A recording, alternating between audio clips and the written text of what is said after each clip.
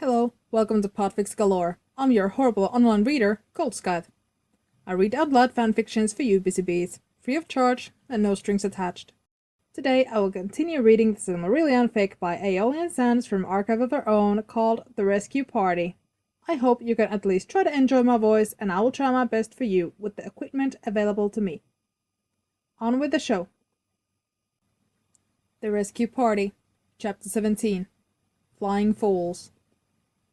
Myron was in an unusually lively mood. Although Aryan liked to try and burn him, he really did not mind the midday sun.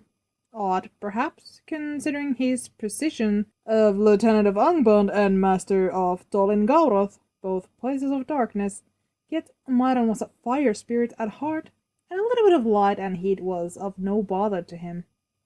Not to mention that looking over his shoulder to see Fëanor sulking in the back was worth the heat of 100 suns. They had fallen into a comfortable silence, which was perfect since Myron needed to decide what to do once he got to the rendezvous point. While he was sure that with Erwin's trust, he could fool the new arrivals from Valinor, Vingolfin in particular was going to be difficult. It wasn't that Myron courted attention like his master, but he did not deny the glory that fell his way, and long had he preferred a fair form. Not this one, of course, but to some extent all the forms of a Meyer reflected one another. Thus there stood a good chance of the former king recognizing him. This would bring ruin to his plans quite quickly. Myron glanced ahead to see that they were about halfway through a small clearing just a few miles from the river Narog. Feeling a sudden unease, he looked over his shoulder to see Erwin admiring the passing lilies and marigolds, Fëanor muttering to himself, and oh no.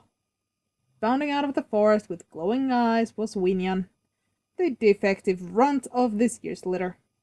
The wolf pup's tail was wagging like a whip as it bounded across the grass, eager to greet its master. Myron felt a sudden fear.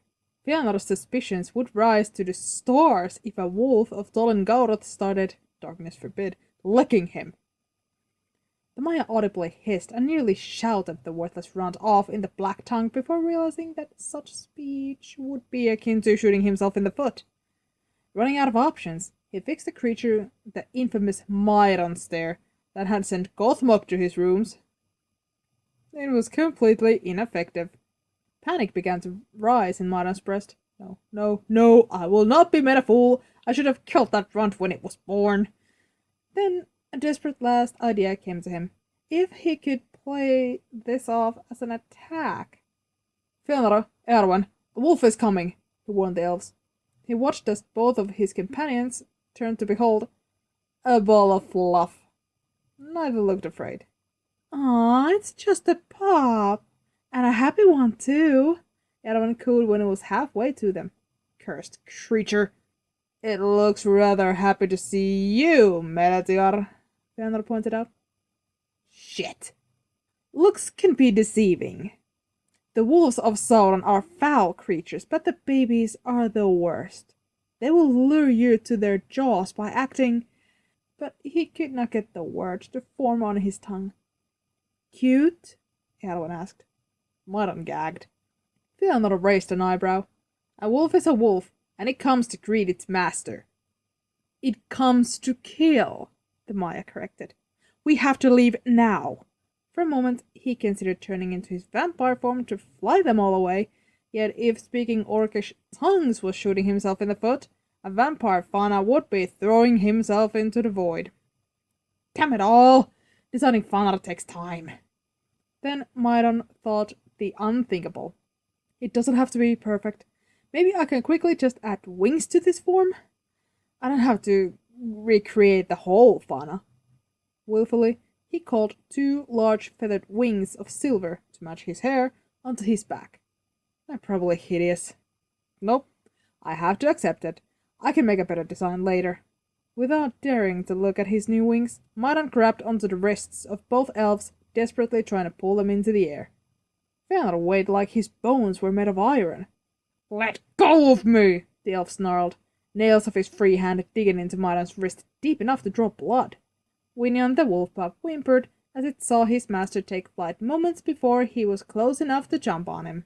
Miriam craned his neck to look at the whining creature below and suddenly mouthed the order to attack, channeling the command as intensely as he could to the pup's empty mind. He must have finally succeeded, because at last Winion put its ears back, leaping at Fëanor's foot. The elf stopped trying to struggle out of his grip, but reached instead for his sword. Sauron feared at once the blade was meant for him. Fires of damnation! I am not dying with wings! Black void! Imagine bird brains amusement! I even made them silver! Iron hells! I should have kept with the crimson colouring. Anyway will never let me live it down if he finds this body. He will think it an imitation of him. The humiliation would burn in Miriam for an eternity.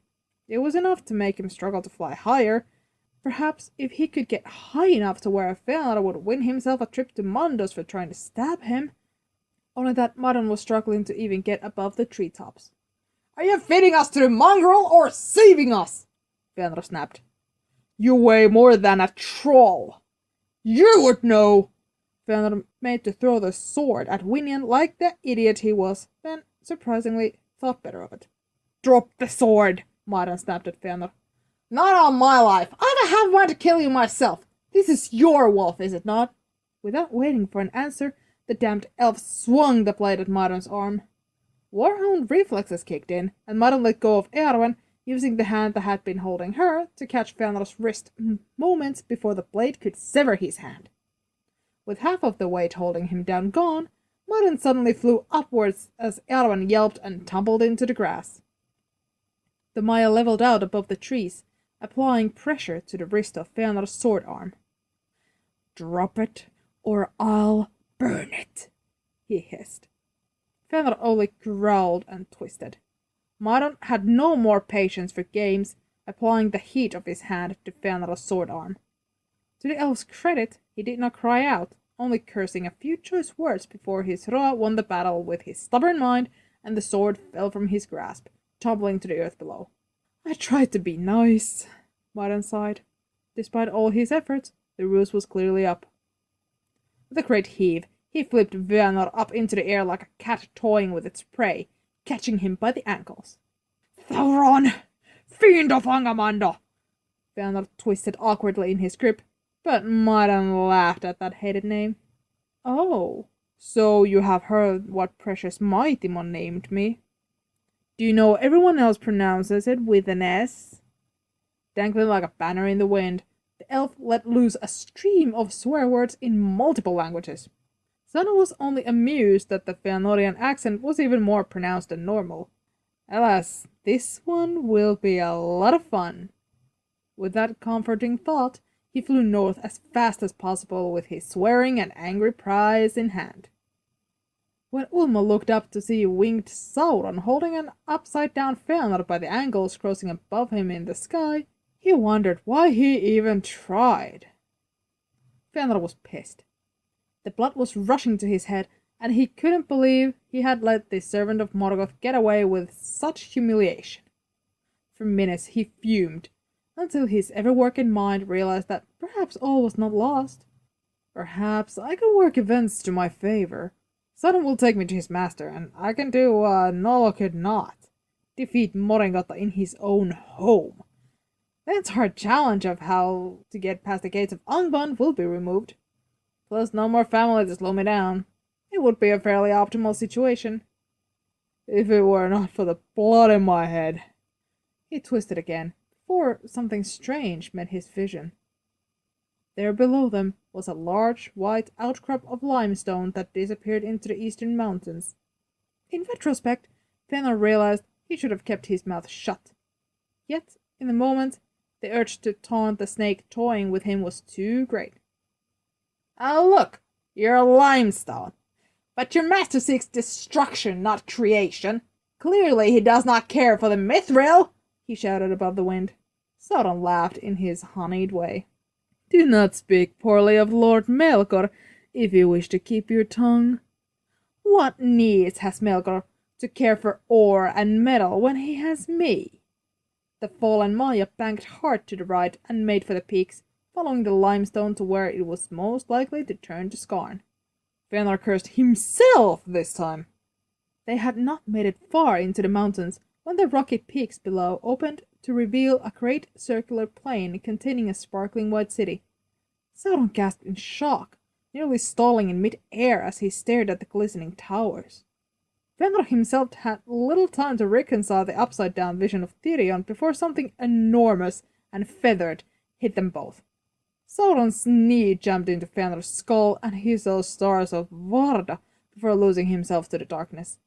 His last thought as he fell was that someone had rebuilt Tirion east of the sea. After Fingolfin had proclaimed that no one was allowed to eat any berries without his approval, the walk to the rendezvous was fairly uneventful. Nerdanel did not know what to think about Fëanor, so she pushed him out of her mind. Garantirin was walking by her side, eyes constantly scanning the forest for threats. She shivered to think how grown up he had become. They were leading the group. Fingolfin was in the back, supervising the two most likely to snack on deadly mushrooms. "Is a night a sword to your liking?" she asked her son to break the silence. "Of course it is!" Anara spoke up from some distance behind her. "Well, it will do," Garantir shrugged. Anara gasped. "I'll have it back then! You know that Tuelaran of Tirion forged it?" Kurofino Yatarinka, well, I guess of nowhere now, carved mine." Nerdanel paled. "Kurva's not—" "No, Kurva lives." "Then he can make you another sword. If you're not grateful, I'll have my other one back." "No," Nerdanel answered firmly. "He's just trying to give me a hard time for throwing his to the wolves." "Literally," Garantir smirked, a smile threatening to break through his somber expression. "When did you learn how to wield dual blades, Aunt?" "We learned quickly that self-defense was a necessity," Anara answered. Tirion was in shambles after Fëanor's march. "The darkening too," Nerdanel commented. "Some thought Mordengot or the spider would return. You shall find that Tirion and its people are not as meek as you remember." "Certainly they're bold if they must eat whatever grows," Fingolfin mumbled. Nerdanel looked over her shoulder to see Finarfin elbow him in the ribs. "We should spar sometime, nephew," Anara suggested. "You should spar Makalaure. He's the other one who prefers two blades." Nerdanel felt cold. "I can't imagine Makalaure as a warrior." "He's far deadlier than you know." Garantir stopped short. Nerdanel followed his gaze to see the river Narok flow into the Sirion and the wide swath of grass of the rendezvous point. A crude tent was already set up. "Is that Nara?" Anara asked. "No," replied Nerdanel. "Where would he have gotten the tent?" Had she looked at her son, she would have seen a wry and concerning smile. Garantir did recognize the pup tent and the way it appeared to be haphazardly flung together, although it was likely quite sturdy. "Tuelko," he said. "What?" Nerdanel stopped in her tracks. "Those are Tuelko's supplies." Garantir nodded across the river to the tent. A poem of emotions played across Nerdanel's face, spanning from joy to worry. "Why is he alone?" Garantir chuckled. "Amille, it's Tuelkormo. What did you expect?" "You have that look in your eye, nephew. The one Findegana gets when he's about to do something naughty." "Naughty? Aunt, we are much too grown. Yet you must admit there is an opportunity here. One even I cannot pass up on." Nerdanel clicked her tongue. "What are you thinking?" she asked, her eyes shining with mirth. Oh, how she had missed this. Garantir called them all together to explain his plan. Gilligan returned from his hunt feeling refreshed. It was nice to get away from the confining halls of Nargothrond and out beneath the open sky. Who unlikely agreed with him? The loyal hound was walking happily at his side. The two of them had done well today, bringing down 2 wild hogs and several rabbits. Finrod, at the very least, could not say he wasn't earning his keep. When he neared his camp, Huan suddenly started whining. "What is it, boy?" Gelgrom asked, stopping the horse which carried their haul. Then Gelgrom saw, sleeping outside his tent, were 2 elves with unmistakable hair, one golden like the sun, and the other deep copper. "What in the name of holy Iluvatar? Finland was supposed to be king in Nargothrond. Kilgrim did not have the energy to handle his bubbling happiness. There is a reason I escaped down here. And Madras? Madras was the fierce lord of Himring and warden of the East. He should not be so far west. Certainly not now that the siege is broken. If Kilgrim wasn't in the mood for Finros's exuberance, he certainly wasn't in the mood for Madras' silent judgment. What was he even doing out here? Silently stalking towards his sleeping relatives using the soundless footsteps that only protege of Ormaya could master, he noticed how both were laying on their stomachs, faces hidden by their arms. Strange. Finrod was a back sleeper, once explaining something about seeing the stars before he fell asleep, and then, of course, he had proceeded to build a kingdom in a cave. Typical Arafinwan logic. Yet, something was also off about his brother's clothes. If Kilgrim peered closely, he saw the barely perceptible shimmer of enchantment that Orme had taught him to pick out long ago. By Ola's beard. Heart rate rising, he bent down for a long stick and hesitantly poked his brother in the back. Instantly the enchantment faded, the tunic disappearing to reveal a worn dress, but the red hair remained. The elf turned and looked at him to reveal the face of his mother. Dignified, Kilgrim screamed and leapt backwards several feet. Huan wagged his tail and immediately leapt into the elf's lap. Good boy! Who is a good boy? The voice of his mother cooed as Huan's tail wagged all the faster. No, it wasn't possible. This was some trick of Moringotta. Kilgrim drew his sword. How dare you impersonate my mother? He hissed, low and dangerous. Huan turned his head and growled at him. Shocked, Kilgrim stared at his dog when the suddenly golden Finrod groaned and stood, revealing the face of Arafinwa himself. My song must be getting better, but I assure you it isn't strong enough to craft your mother's perfect form, he said, dusting himself off. Nedanel shook her head at the compliment. I assure you it's me, my brave hunter, she replied, using Kilgrim's pet name from his childhood. Kilgrim's sword arm dropped slightly, but he still did not approach, although his heart began whispering to him, Amile, go hug her! Yet he would not be known as the lord who was killed for wanting an embrace from his mother. We sailed from Valinor, the Finarfin shade proclaimed, breaking the tense silence. Why now? Did the Valar send you? They shouldn't have. Beleriand is a cruel land. No, the Valar did not send us, Netanel answered. Kilgrim frowned. There was something this shadow wasn't saying. Relax, Kilgrim, a voice behind the bushes at the bank of the river ordered. There was movement, and from behind the low shrubs emerged Fingolfin, Garantir, and Anaire. Kilgrim's survival instinct went into overdrive. You're all dead, he replied, face pale. Now I know this is farce. He raised his sword once more to strike down the false Nedanel, but Garantir was swift, leaping in front of him and blocking the blow with Anaire's blade. Brother, I knew you were an idiot, but truly, you continue to surpass expectations. If we were orcs, don't you think Huan would know? It sounded so like Garantir that Kilgrim hesitated. Huan growled at him. Never had he not trusted his hound's nose. Fingolfin is dead! Elves are bound to Arda. We don't die like men. Fingolfin went to Mondos, where he met our father. So? They escaped, Dwelko, and they dragged our aunts and our mother, and me, too, into it, Garantir answered through locked blades. Kilgrim looked wildly about. This wasn't just unbelievable, it was insane.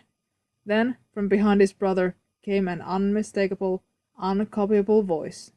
Työkorva Turkafinwe, if you even think of hurting your brother, I will ship your sorry ass back to Valinor so fast! Kilgrim stepped back and peered behind Garantir at the furious redhead he had nearly struck. Amile, is that really you? She rolled her eyes. Yes, you can punch Morio for his prank idea later. Although that scream of yours was pathetic. She didn't finish berating him before she found herself embraced in a crushing hug. She returned it, just as fierce and strong. After several moments, Kilgrim released her. He felt wetness on his cheeks, and realized he was crying. Amile, I've missed you, but you shouldn't have come. Save your breath, Karantir advised. I've already tried giving that talk. Our minds were made up long ago, Netanel confirmed, reaching for her son's face to wipe the tears away. Gilgrim laughed softly, taking her hands in his own. I still cannot believe it. If this is not some dream, then Moringotta won't stand a chance against you. Of course he won't, Karantir agreed. Anara here too is also a force to be reckoned with for dealing with our uncle and cousins for so long. No, Erwan? Gilgrim asked, looking at his long-lost uncle, feeling honest relief at seeing him well. Had he truly missed him so much? Or was Beleriand just that lonely? Well, Finarfin began, rubbing the back of his neck. Erwan is here with Fëanor. We just got separated, Anara admitted. What? Gilgrim asked. He could only take so many earth-shattering announcements at once. He had barely accepted the idea that his lost family was here and now. Aunt Erwan and father... He was doing the math in his head, and it was not adding up to teamwork. They surely have killed each other. What were you thinking? Mother and I were with them, but then there were wolves and the river. Trust Mother to lead such a disastrous journey. It can only be fate that you ran into me. Well, chosen one, can you see above the trees with that big head of yours? Moria commented. Maybe you can find our father and aunt. No, but I will clean up your mess. Who was the moron who thought you were a good fit to lead? Boys! Nerdanel shouted. Both winced. Not now! This is the rendezvous point we set. We should wait for Naro and Erwan here. And if they don't arrive? Anara asked. If they don't arrive in a day, then we will continue to Nargothrond, Fingolfin stated. We don't have the supplies for a search and rescue. Luthien squealed in excitement as the dark-haired elf, Maglor, Daran had said his name was Maglor, awoke and was immediately embraced by his brother. We did it, Daran! We did it! I thought for sure we had lost him, but... Daran looked paler than normal. He was standing at her side, looking at the brothers in something akin to fear. I'm not sure we did it, my dear. There was something else, some other song. Luthien smiled brightly at him, and she watched as he smiled shyly back. Bless Daran, he's so kind. Even if there were some other song, it does not matter. We helped to save a life, and that, I believe, is all that matters, she told him. Daran nodded. Moblung might have scoffed. Luthien didn't care. It was fun to get the captain all riled up. He was akin to a grumpy old owl with his feathers all ruffled and sticking out. Moblung liked to say that she didn't understand life because she never ventured outside the girdle, but that wasn't her fault. Finally, the copper-haired elf released his brother, and Luthien took a good look at his face for the first time. She gasped slightly to see the pale scars and how his eyes burned, and yet he could discern kindness deep in their depths. He was tall, almost as tall as her father, but before she could decide exactly how tall, he knelt gracefully. Princess of Doriath, he began in a voice like that of a waterfall. It sounded as if it had once been broken, and there was depth and richness to it that was unique among the Eldar. I'm in your debt for saving my brother. She should not have, Kinslayer, Moblung growled. Captain, Luthien addressed, standing, we will not be the first to agitate here. Lord Maedhros has only hugged his brother and thanked us. That does not warrant your snide remarks. Moblung's feathers would have been ruffled even more if he had them, but he said nothing else. Maglor knelt then before Luthien had a chance to really look at him. His dark hair shadowed his face like a curtain. Last thing I recall was running for my life, injured from fighting orcs far to the east of here. I do not know how I came to your fair forest, only that it was here that I have been healed. I thank you for your kindness and for your mercy. Luthien nodded, her heart swelling with pride. See, Adar, I am good for more than palace life. Get up, Princess of Noldor. We're all equals in the open forest. I see no court or throne. Plus, there is a little need to thank me, for I would have never forgiven myself for abandoning those in need. Maglor and Maedhros stood then. Maglor smiled at her, and she marveled how sad yet fair his face looked. She smiled back, but Daran snatched her hand and pulled her towards him. This is Princess Luthien, daughter of King Thingol and Melian the Maya, he introduced, his words coming out terse. And here's Captain Moblung of the March Wardens of Doriath. I'm Lord Dairon of Doriath. He is the greatest minstrel among the Eldar, Moblung commented. Then all the brothers looked at each other, an unspoken comment spoken between them. Then Madros turned and inclined his head. I love the title, Lord Dairon, he stated. Then looking down at his tied hand, he frowned and continued. It appears that at least some here are well acquainted with us already. We are the eldest sons of Fëanor. I am Maedhros, Lord of Himring, and this is Maglor. He is known as the Mighty Singer. I wasn't aware that there were any minstrels among kinslayers, Dairon commented coldly. Lothian elbowed him and yanked her hand out of his grasp. Dairon! She hissed. And this goes for you too, Moblung. We have heard rumors of the past. Yet let's not judge on the words of others. Be polite as one worthy of your titles. Maglor shook his head. It's okay, Lady Lothian. We have done terrible things in the past, although I assure you that now our only enemy is Morgoth. Foe of my foe, we call your brother. Good thing we have common enemy too, or else this meeting would not be so friendly, Moblung declared. The Fëanorians didn't comment. Lothian felt a palpable tension in the air and decided that it would not do. Reaching for her knife, she approached the eldest Fëanorian. She felt the shocked gazes of her friends, but did not hesitate. Reaching for Maedhros' hand, she cut the rope that tied it to his sword belt. I will not be mistreating the allies of Doriath, she declared. Then, walking to where Maedhros' great sword lay, she bent down and picked it up, handing it to the Noldo. He smiled kindly and accepted it. You're very kind, Lady Lothian, he said, although your friends are right to be wary. They just like to squabble, she laughed. Will you come with me to Menegroth? I can provide you with supplies for the rest of your journey. Where are you heading? Maedhros hesitated, so Lothian looked at him with big, hopeful eyes. They worked perfectly on him, as they did on everyone except her father. To see our cousin, Finrod of Nargothrond, and then to see our king, he admitted. Perfect! I know Finrod. He's been here before. Maybe I can find a gift for him. Come, let's go to my home. Don't worry, I will not anyone harm you. Lothian happily took the lead, motioning for them to follow. The Fëanorians looked a little bewildered, but they did follow, Moblung taking up the back. Dairon looked about to walk beside him before he ran to her instead. Lothian took a few steps before deciding it was too much quiet. What song to sing? She settled on her childhood favorites.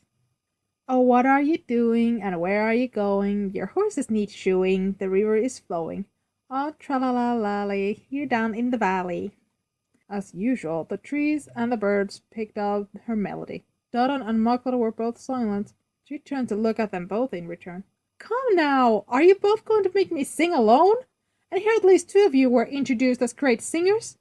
Perhaps it is I who has the greatest voice of the Eldar. Dairon grumbled something to himself and then added his strong voice. And where are you going, with arms all a-swaying? No knowing, no knowing. What brings you to our land? Is this planned or offhand, to see us in the valley? Oh, I see. It is really Dairon who's the greatest singer. To be honest, I had hoped for fair Maglor. I'm sure the songs of the Fëanorian would have been grand. Maedhros laughed. Lothian heard him speak to his younger brother. Maglor, you aren't really going to sulk. And after all the terrible hours of singing you put me through, at least you have a willing audience. And the daughter of a Meyer, no less. You are a terrible influence, Maedhros, you know that. Lothian smiled, getting ready to use her infamous doe eyes again, but it was not needed. Maglor picked up the next verse. Oh, will it be staying, or will it be flying? Your horses are straying, the daylight is dying. To fly to be folly, to stay to be jolly. Tra-la-la-li-li-lolly. Although the song was an elfling song, and the melody cheerful, the voice that sang it was as powerful and deep as the ocean depths. It was not an elf's voice that sang, nor even that of a Maya. On hearing the unnatural yet haunting sound that passed Maglor's lips, the birds stopped singing. The trees stood still, and all stopped to stare. Maglor himself looked shocked and unsure. Maedhros took several steps back till he was standing side by side a near paralyzed Moblung. In Mondos, Namo realized that he had, using his wife's words once more, fucked up. Again. He had been in such a rush. Somehow, he had let some of his song and inner strength fuse with the fair audience fair. No wonder he was feeling so tired of late. Part of him had been lost in assuring that the elf lived. Wonderful! Manwe was going to kill him. End of chapter 17. Stay tuned. And sorry, there was no way I was singing that.